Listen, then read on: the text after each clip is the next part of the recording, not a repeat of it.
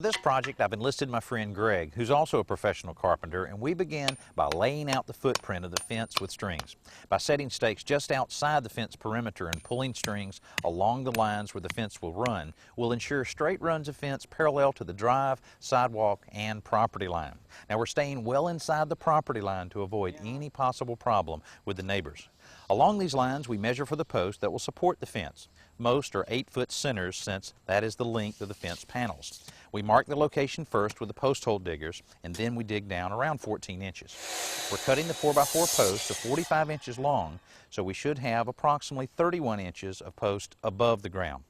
A miter saw with a 10-inch blade makes these cuts clean and easy.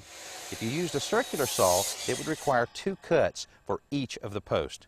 We set the corner posts first, aligning them inside the strings, and use a 2-sided post level to ensure the posts are plumb while we shovel in the concrete to lock them in place. When the corner posts are in, we pull a string along the top of them to gauge the height of the post in the middle. These posts are aligned inside the bottom line, just below the top string, and plumbed using the level before they're set in concrete. If we get this right, we'll have a nice straight fence once we've installed the panels.